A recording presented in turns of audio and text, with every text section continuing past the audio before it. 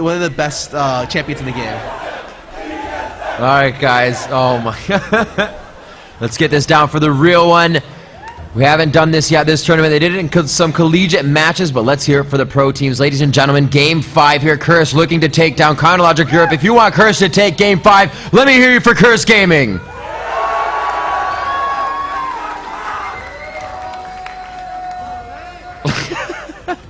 And if you guys looking for Counter Logic Europe, looking to show the North America team still have some work to do, let me hear you for Counter Logic Europe. Oh, man. And I think there's a little bit of TSM in there, too, so good luck to TSM. We see a very ballsy invade from CLG.EU. I like it. They have a very strong level 1. But also, Curse is a strong level 1 as well, with Jackie and Elements putting that multiple silence. That's such a strange area to camp for level 1, especially with no ward coverage on any angle. Like, I feel like if you're gonna do that, you have to have a ward either on the approach or on the opposite side. That's a very unique ward location. They have Crepa warded from over the double golem wall, just to make sure no one was in there. Oh man. So very, very smart play here. And they're traveling as 5. Why would... All right. They're all gonna just participate in the experience of Wraiths. It's great. It's, you know, team bonding. They're getting together here 2 minutes in. Oh, they're looking to invade blue. Okay. But in the meantime, they lose red for it though. So at best, this is a split at level 1. Wow. So it looks like each team making the other their own jungle for the beginning of this matchup. The issue is that this makes Void waste teleport to go back top. And so I feel like even though they split buffs, CLG.EU comes out slightly ahead, especially if they get in a bad position here. Oh, Void Boy stays and he picks up blue buff. Oh wow, they are on. They forced Crepo's flash, although that's still one of a very strong lane with Blitzcrank. They're gonna have to play that a little bit more passive. Okay, so never mind. They gave Void the blue buff, so he's able to lane top better. He decides not to TP up top. Very, very surprising. I think that may be the best option. There's and the hook Crepo down gets a good Ooh. hook there. Yep. A little bit of quick damage. Like I said, the flash is gonna not stop them from big engages, but they'll still try to go for them. Caitlyn, the most lane dominating AD champion in the game because she has 658 range. St. Vicious set behind quite far. You can see just how hurt he is at level 2, moving around his jungle. He isn't that far behind Snoopy, actually, and looks to be ahead of him as he clears this wave, but does he have enough to continue on? Snoopy actually looking to come out here. He does not have Bandage Toss yet. He actually hasn't taken skill number 2. If he cuts he has not taken skill 2. Mundo here and kills him, that would be incredibly smart of Sube. He should wait for it. Oh, he's gonna go out. He of course wouldn't know that's where Mundo will be going there with low health. But if he predicts it correctly, that'd be so smart. Still waiting to take that second level. Good damage here onto Frog and Nijaki going in. Gets the yellow card, forces the turn. And the wild cards go out. Snoopy is just chilling right now. I don't know. Snoopy is gonna making some tea. Oh, they're gonna go ahead and 3-man it. Which no wonder Froggen was trying to ditch out a lane towards that top side.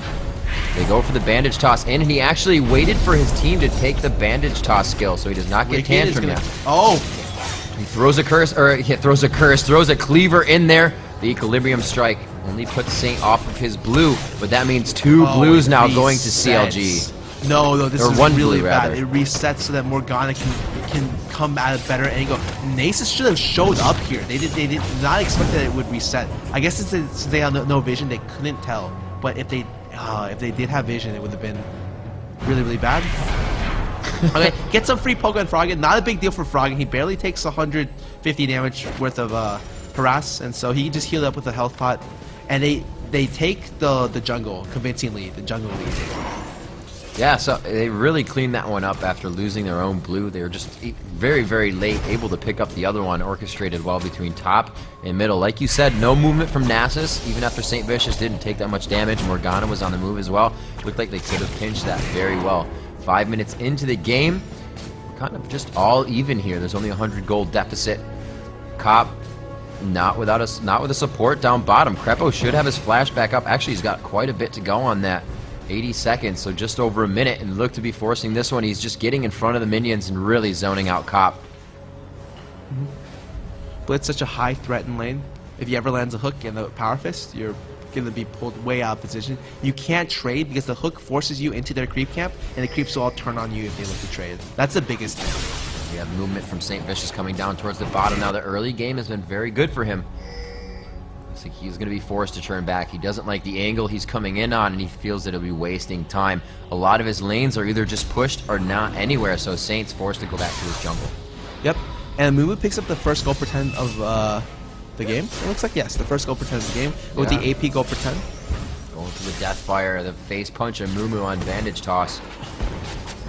Looks like he will teleport this time. Just walked out. No, he's gonna walk back to lane again. At this point, I wouldn't teleport if I was him either. Like, he wouldn't. Oh right, you're not missing out. Yeah, he wouldn't miss that much. Right. And he really should save teleport for a bad for a play bottom, because he really wants to be able to turn the ganks that happen bottom, like this right here.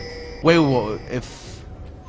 Okay, never mind. I was gonna say maybe he's just focused on the bottom lane too much to see behind him. But that was a great move. Snoopy trying to make something count, dodging all the wards to go all the way around Tribush.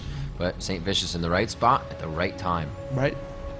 We have a really up couple CS top, but there's a big wave pushing to the void. He's only gonna be down like less than 10 CS, I think, after the whole wave pushes. Wiki just looking to shove, doing nothing too crazy. If Crapple can get this right here. Oh, good fear does not allow him to grab. Yep. That was clutch. The fear is really, really annoying. Best single target CC in the game. There's Not the ultimate Soul shield. Shackle onto Frog, and the Black Shield is down. He flashes over to Wraith before it hits, and the Cleanse will allow him to walk out of the Tormented Soil. Very good positioning by Froggen to give himself that exit. Ultimate from Wicked up top is going to push that lane. Probably looked it back here. Oh. Snoopy's going to dip down to the side. However, there is a ward there. Will they really go on this? TF ulti coming up. He's trying to get in range. You can see him. Jackie's going to kill him. That's a really bad position. What are you doing, Froggen? He tried to put himself up there. But he doesn't have flash. Never mind. Froggen stays alive. Two very telegraph risky there for Froggen. Great job by Nijackie, though, really reading these situations for his team, and he just prevented a big gank to come in. So we have Saint going toward their blue buff. Perfect movement. You no trouble from Nijackie, and you just saw Mumu top, so you're going to have at least enough time to be on the way out exactly when he gets there. It's just a very smart movement, just because Froggen was low. They saw they had the opportunity to, even if the other team had collapsed, they would have had the advantage with Morgana, even without ulti. CLG.EU knows that she got blue buff, which means this lets top lane get blue buff to allow him to better play the matchup top.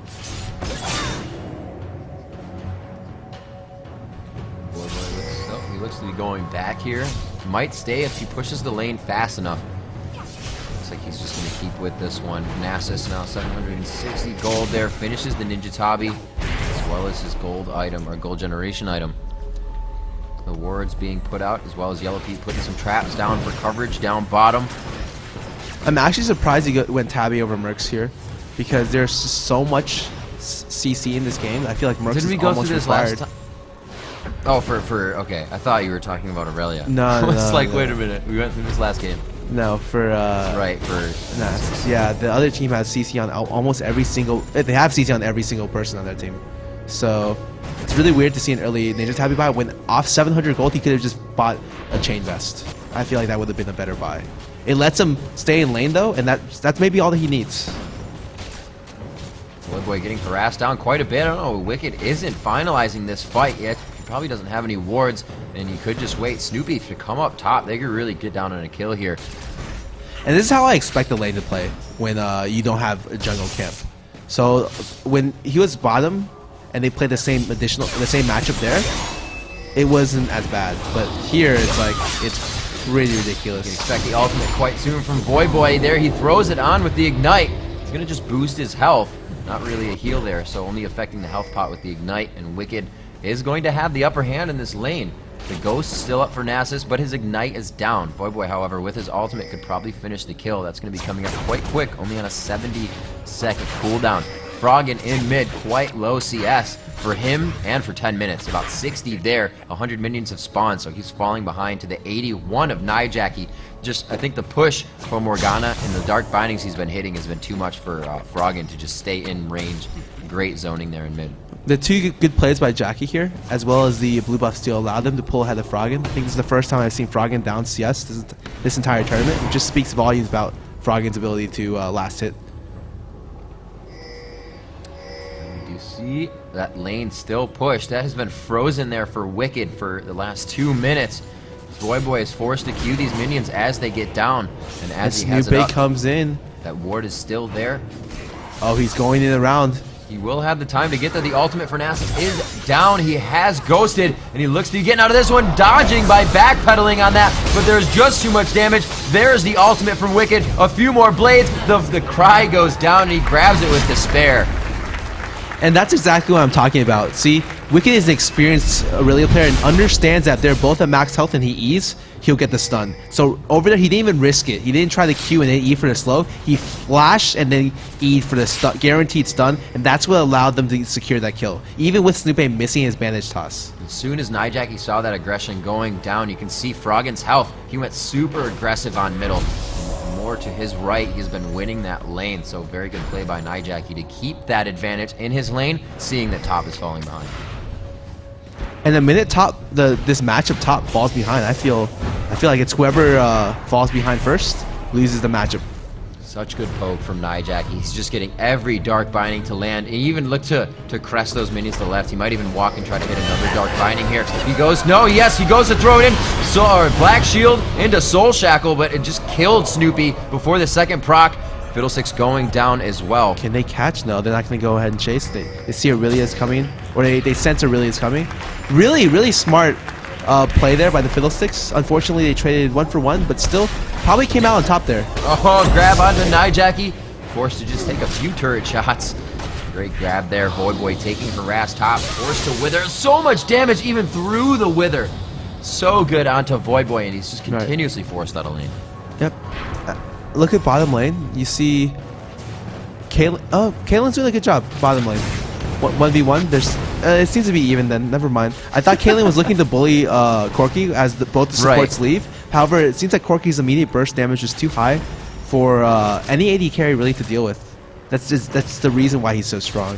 I think if Cop can get that lucky Phage proc here, he can really just go ham on this one.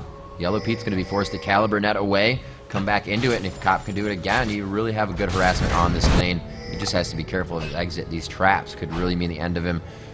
St. Vicious getting that Oracle, so 13 minutes to clean it out. And we're going to see Snoopy giving the move up over to Froggen. Hopefully he'll have a little bit better time here. Nijaki does have double, so even with those auto attacks after Dark Binding, just helping that much.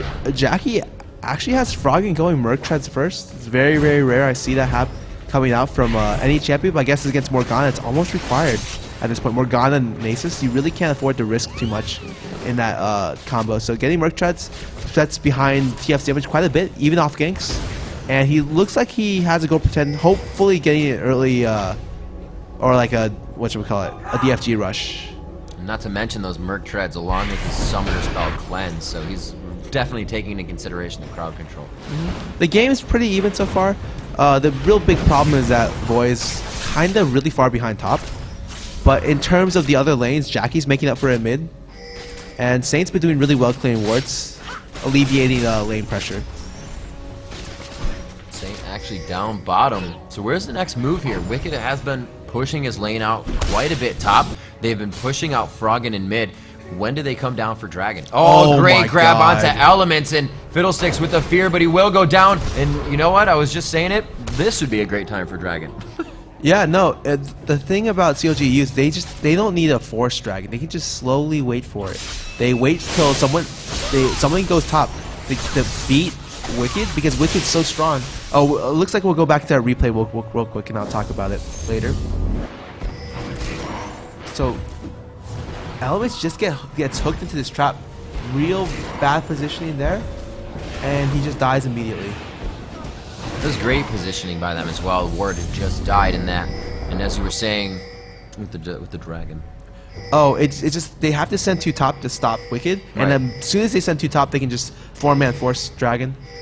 No reason to risk going too hard in on it. The ultimate twisted advance going down, and he puts himself on the other side of the wall. I like it. Especially because Morgana's greatest strength is in that level 6 through 9, 6 through 10, 6 through 11 phase. You really can't win a team fight against her. If the Morgana player knows what she's doing, I've seen many Morg teams force the level 6 to level 9 team fight and just immediately crush everyone because her ulti is just so powerful at that time. Going in on Boy. He is going to throw his ulti down, and here comes St. Vicious. Snoopy just on the edge of this one, and so Tanky going to throw down the ulti. Curse of the Sad Mummy as he cries all over. The Blade Surge gets him away from the Nasus damage. Kill. He's able to use the Bush to dodge. The Wither is down. Oh, he stuns with Equilibrium Strike. One more Q, and Boy does pick up the kill. But amazing kiting coming from Wicked.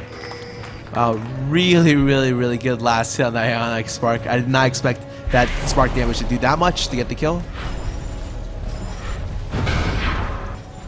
Great Equilibrium Strike there to just lock down. I really thought he was going to get out without dying. That would have been amazing. The pole looking for over the wall here. They're staying on that bottom side of the turret. They now see Crepo, and he's going to be forced out of that position.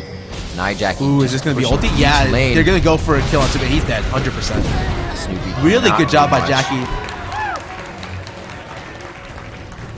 So, should have just walked away. Why would Snoopy stay there? He didn't have vision on top lane. They didn't know that Jackie came in top because they only Curse has a ward up there. So he literally just stayed behind the pillar and shot a skill shot. When a skill shot comes in from an angle that you don't see, it becomes invisible for the start of the cast. This is true. You know, Jackie able to get a 17-minute death cap, deciding to skip the Zhonya's. I'm actually pretty surprised in that. I think he realizes that his team needs damage, but still, I don't know if it was worth giving up a Zhonya's rush for it. That was everything he had. Yep. Top lane behind 60 CS now. And it really goes to show how important, how snowbally top lane is. If Void got an early kill, imagine how this lane would have gone. The same would have gone the first game in the series. Yeah, this is the one time I think they pulled out the hand that they've already shown. And CLG definitely took a different approach to it. They've been going at this completely different. There's invading by both teams, but Snoopy did a great job of getting himself back over to the other blue, and that's really where they took control. As you said, we didn't see Nas or Void coming down to help that situation, and things kind of started to spiral out of control from there. And look how defensively bottom lane Curse lane is playing. They're not going aggressive at all, even if they see members on the map, just because the TF pressure makes them play really safe. Like TF just by being mid creates a lot of pressure on the side lanes. A lot of pressure that really isn't like quantifiable. Really, it's something that's like that you can't judge. Yeah, that was awful. Void just stands there, but oh, he taunted Wicked, and Wicked said, "What about it?" Takes him down to a 10th of his health. Wow. And Wicked not even going for a standard build this game. He buys a Merc Treads immediately, realizes Wither is the issue in this matchup, and then builds a Phage instead of going for the Wit's End, which I respect. It's a really smart idea. On to Nyjackie, a little telegraph there as Snoopy was coming in a little too far from the side, but they look maybe to go back in on this one and Kite in the counter gank. St. Vicious off to the side. Nyjackie 165 to 157 of Froggen. The first time we've seen him on Twisted Fate this tournament. And not doing too stellar, but not doing lackluster either. Really keeping that lane into, as you would say, a skill matchup. The 2 kills, however, coming in with Nyjackie, just exceptional play in his roaming around the map so far. And they're looking to just force bottom lane. I'm pretty sure they saw that Fiddle had to go back. And in this 4v4, they're taking a 4v3, and they know they can take it. TF ultis and just ultis back middle. Really smart. He ultis for vision. Not a lot of TFs do that. But they went to be 100% secure in their safety. Again, Void taken down here. It looks like it's going to be the full attack. The Ignite was used, and Wicked picks himself up a kill. Wither or not, that double buff just absolutely terror in lane for him on Aurelia. Yep, and Void now gets the blue buff that, or Wicked gets the blue buff that Void has. Yep. So Wicked is such a strong presence top lane now. Bottom lane looking to make a play. It's a little bit too much. Surprise coming from Fiddle. They all actually flash in for this one. They do find Yellow Pete. Looks like St. Vicious is pretty hungry, but he will back off eventually. 2 going in towards mid, and you can see Counter Logic trying to create that counter pressure as they see their lanes getting pushed. Top lane doing well, bottom lane getting pushed, so let's go for mid. When you look at the CS wave that Top is missing there, that's at least, I think he had missed at least 2 waves there.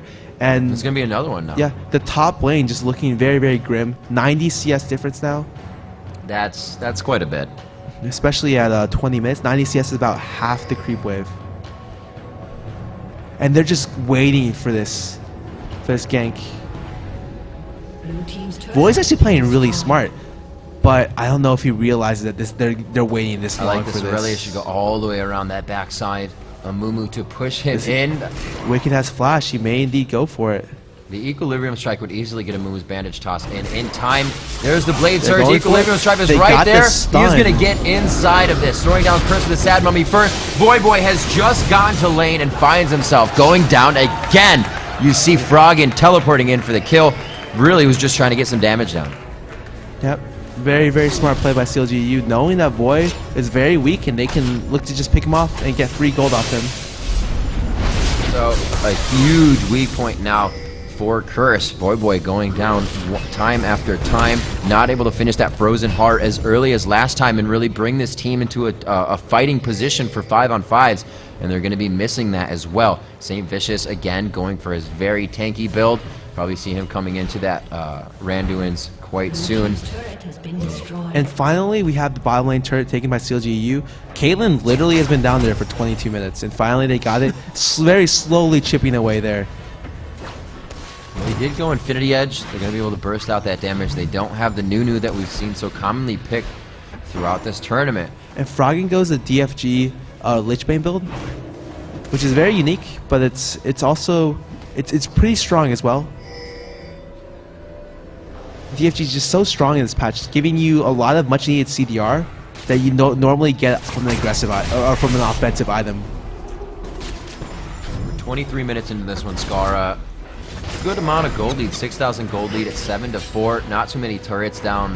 Where's the entry for the next fight? Counter Logic with a pretty good lead here. What are they looking for? I think they can just force a fight here. Wicked is so strong. He has so strong right here. Stop St. Vicious there. They know the grab is down. Saint, however, taking a bit too much damage. They turn off of this. If Crepo just hooks blue. Oh, whoa. Well, Element's a little out there. It's going to be the Destiny in from Froggen. They clean up one, and now it's going to be a retreat coming in from Curse. The blue up will go over to CLG.EU, and they start to control the jungle, slowly controlling this snowball, rolling it down the hill. That's not even needing Wicked for that fight. That was really smart. With the TF ulti, they were able to see the elements split off, and against any other team, like splitting off like that is fine. But against a TF, you cannot do that. You have to stay grouped and back out.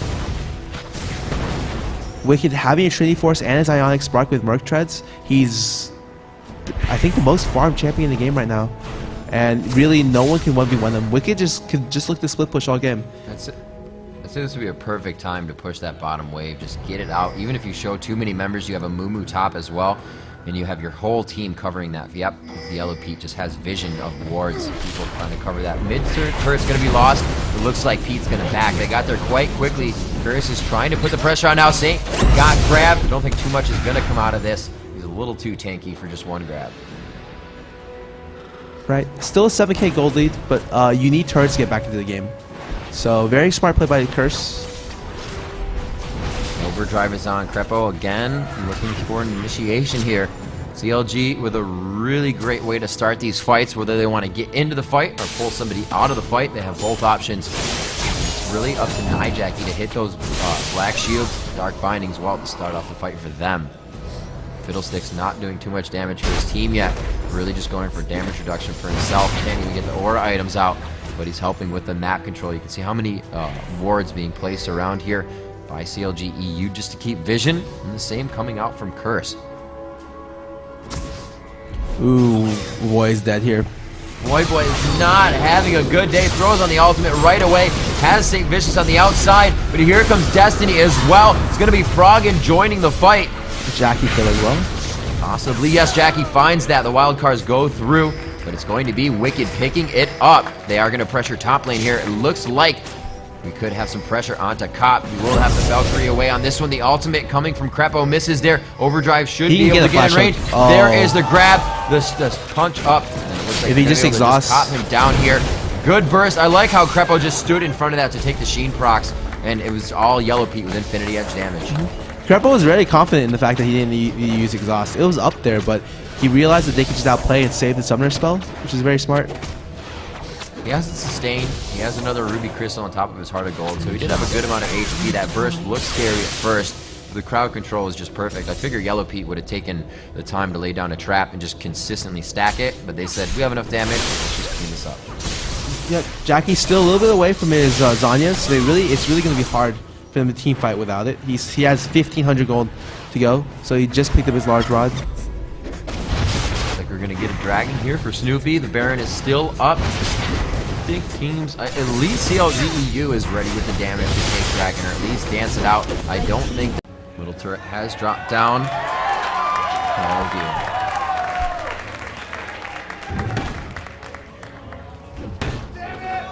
Nope. Well. And a formidable fight between Voyboy and the Golem. The Golem is half health and Voyboy is just taking shots to the face. Oh, wait! Oh, here we go! Lock it in, ladies and gentlemen. There we go. I told you Voyboy was going to win that matchup. I didn't believe you, Rivington, but you're right. Yeah, you're it's a dog versus a golem. Go with the K9. So good luck coming from Cop, and they are going to be back into this one. So let's get a recap of just what's happening. We're kind of jumping into the match here. 30 minutes in. Test Spot Texas Lone Star Clash 2 live and going strong. Chris Voyboy just holding this one out for Cop so he can grab up the red buff. They're really trying to formulate for the next objective here. It's been a bit since Dragon's gone up, so we're kind of waiting for that guy to spawn. And we'll have to see. That mid turret is prepped for aggression, and it looks like CLG is going to bring it, Scara. Oh, absolutely. They're all going mid except for TF. TF is going to be staying bottom, looking to split push. They have the first tower down mid. He might look to shift bottom, cut out bottom, or shift back top to four-man top. Looks like they're going bottom though. This seems to be a little bit interesting because I think I'd rather like them to stay mid or push in top. That way they can get more overall map control and put more Baron pressure on the map. Froggen actually buying the oracles to sweep as he stays bottom to clear. So he's gonna go check tri-bush as well as other bushes in the area. They are back right where they'd like to be. A lot of fights happening just throughout the tournament in that position where we just saw them running about and clearing wards. And really, out of the jungle, where do these fights favor the teams? Actually, hang on. We got Wicked going in very strong elements with the fear. Wicked isn't even focused for that much damage. The Soul Shackle goes out. Morgana with the Zonia's down, and they are starting to answer back with the crowd control, but it looks like Curse, or CLG rather, just falling under the pressure. And I was going to ask you where the best fight would be for them. They have to be very careful about TF right here. He's still looking the back door. Can he get the inhib all over the inhibitor right now? That Lichbane I don't think he can get it in time. Not going to get it in time. He looks like he's going to pour it out of this one. Gets himself to middle with his team. And Froggen just applying the pressure wherever he can. We got 2 oracles on this. That team fight was a little bit too forced by Wicked there. While he was very tanky, his teammates on the follow-up kind of weren't. And so it cost them 2 deaths right there due to Jackie initiating really, really well. Froggen waiting to just assassinate Jackie if he came around. Oh, that's not going to help. A little bit of reset on Dragon, but he pulls it back. Yellow Pete will take some damage, but he has the sustain, keeping himself in it, grabbing Dragon for his team. So that objective, point for the bottom of the map, they don't have to worry about too much. Froggen trying to push bottom. He's got to be careful, though. That Twisted Advance is not up, and he doesn't really... Actually, I'm a liar. They have a ton of vision in that bottom jungle. At least 4 wards, and a 5th one towards the top side of Baron. Right, and look at TF's ulti. It's almost already up against 70% of the way done, and so he really needs to only wait about 10 more seconds, 10, 15 more seconds. It's up again. He gets split push bottom freely right here, and they pushed in top lane with Wicked. Wicked went back to go buy a Spear Visage. Interesting way to get MR and CDR. The ward's going down for that Baron attempt, and this is going to be perfect. Froggen just has to take a few steps up, get to about that Wraith camp, and he can get himself to Baron as long as he's trying to keep Voidboy down bottom. They have a teleport on Voidboy that is down, so this would really be a perfect time for them to start that Baron and get a Twisted Advanced Destiny in to continue the fight and reinitiate if they didn't get a first good one. Alright, so Void went to go back to get a Negatron, be able to handle the amount of damage that Froggen brings. So he should be able to just life sustain all the creep waves here. There's actually no wards on this. They started here.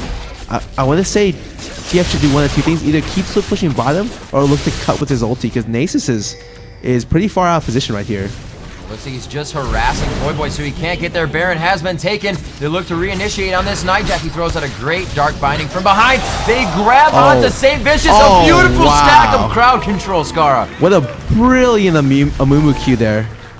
And it looks like they will just side swipe. That will go again. Wicked, just great hands on the Dark Bindings.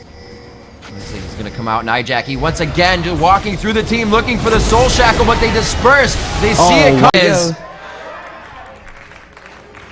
We have Froggen finish. Quite hard. Nobody's really got full mana. They're only going to be able to go through one spell reel here. Big pull by Crepo. It's going to be able to drop Voidboy. He's the tankiest one. This will mean demise for Curse, coming in very well and strong in this tournament with a 2-game streak. Was thwarted by counter logic. They're going to go for all the kills. They're going to go for everything in the base, and they are going to be able to take down the Nexus to be your champions of the Lone Star Clash 2.